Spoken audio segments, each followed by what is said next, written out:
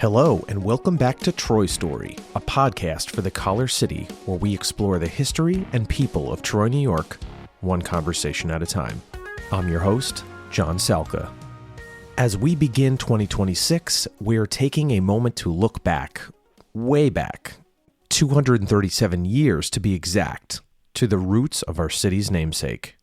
On January 5th, 1789, a group of settlers living in an area known as Vanderhyden gathered at a local tavern. The purpose? To select a new name for their fledgling community located along the Hudson River. First purchased by Dirk Vanderhyden from the Mohicans in 1707, the land that would eventually become downtown Troy was mostly open farmland and homes for the Vanderhyden family. But in the late 1780s, the family began leasing parts of their property to others. According to the book The Architecture of Downtown Troy, an Illustrated History, a book about Troy, by author Diana S. Waite, at the time of that fateful gathering, the population of Vanderhyden, also referred to as Ashley's Ferry, was just 50 people. However, by the evening's end, a vote had been made and a new name was selected. An announcement was printed in the Albany Gazette, read here by City Council President Sue Steele during a council meeting that coincided with the anniversary. To the public, this evening, the freeholders of the place lately known by Vanderhyden's or Ashley's Ferry, situate on the east bank of Hudson River, about 7 miles above Albany, met for the purpose of establishing a name for the said place. When, by a majority of voices, it was confirmed that in the future it should be called and known by the name Troy.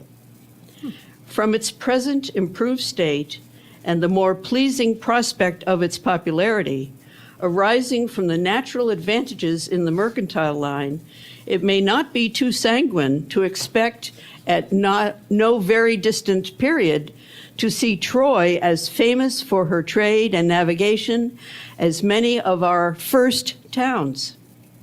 5th January, 1789. 4 letters, 1 syllable, Troy. Looking back, the name change might be one of the earliest and most successful marketing moves of its time, aiming to hype and quickly harness Troy's enviable location along the mighty Hudson River, a major artery for transport of people and goods, as a desirable and bustling place to live and do business. Over the preceding years, Troy grew and prospered. More homes, shops, businesses, and other structures were constructed. More and more settlers from New England arrived each year. Troy would formally become a town in 1791, a village in 1801, and was officially incorporated as a city in 1816. Troy would eventually eclipse their neighboring rival to the north, the village of Lansingburgh, which at the time was a separate community. April 2026 will mark the 210th anniversary since Troy's official incorporation as a city.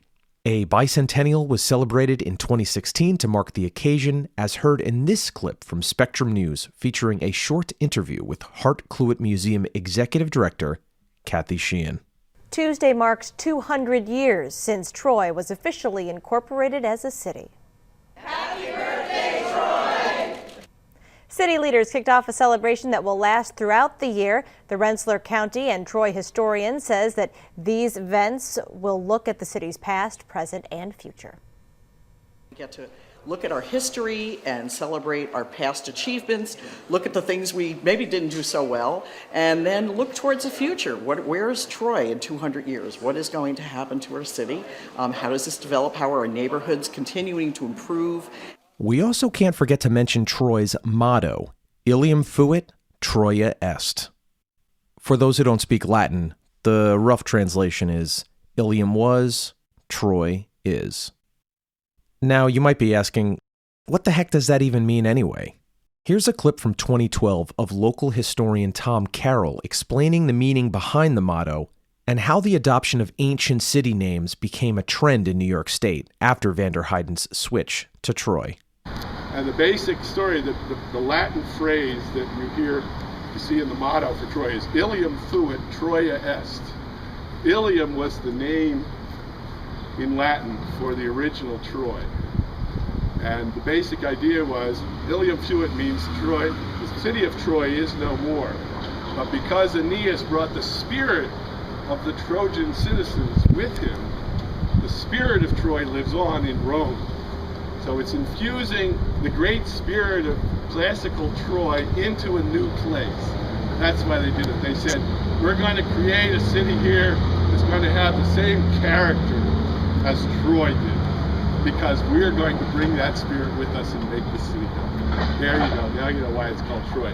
This was the first one to get that kind of name, and then all across the Erie Canal, you get Syracuse and Utica and so on and so forth.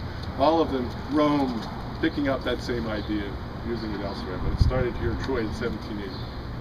Before we wrap up, I think it's important that we present the naming of Troy with appropriate historical context. While it is a notable moment in Troy's 2+ century-long history, we can't present this early time period as a golden era of economic and social freedom for all people. The name change came a little over 5 years following the end of the Revolutionary War. So it's important to note the changes that rippled outward do not account for the full history of the natural lands and waters that now comprise Troy and Rensselaer County, or the important contributions of the indigenous peoples who lived here in the centuries prior. Say nothing of slavery, including the enslaved people who lived in what would eventually become the Collar City, whose own stories and place in history are often overlooked or forgotten. Our shared history is not static, and we must continually work to contextualize our story and seek to broaden our understanding of the moments that shape who we are, where we came from, and where we are headed as a city and community. That all being said, the vote to switch from Vanderhyden to Troy is an important event that deserves a brief moment of recognition as we ourselves begin a new year in 2026. Our Little Upstate History podcast is also approaching our 2-year anniversary at the end of January 2026. And we have a very special episode looking back at more contemporary history of our fair city. Ozzy Osbourne's 1996 performance at RPI's Houston Fieldhouse.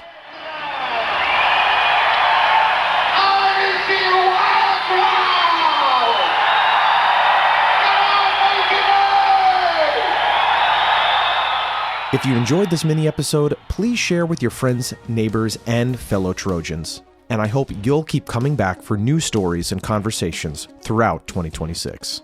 Our full archive is available on TroyStoryPod.com, where you can also sign up for email updates. If you're interested in learning more about Troy and Rensselaer County history, please check out available online resources from the Hart-Cluett Museum and the Lansingburgh Historical Society. You can even schedule a visit in person. Check their website for hours and additional details. Happy New Year, thanks for listening, and as always, until next time, love yourself, love one another, and may Pod save Troy.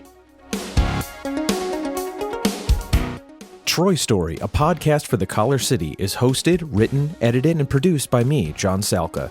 Our theme music is by Stephen J. Goldman at Four Legs Records. Like what you heard? Please give us a rating and review on Apple Podcasts or wherever you listen to Troy Story, a podcast for the Collar City. This is incredibly helpful for getting others to find our show. Want to know more? Visit TroyStoryPod.com to see upcoming episodes, guests, and bonus content. Thanks for listening.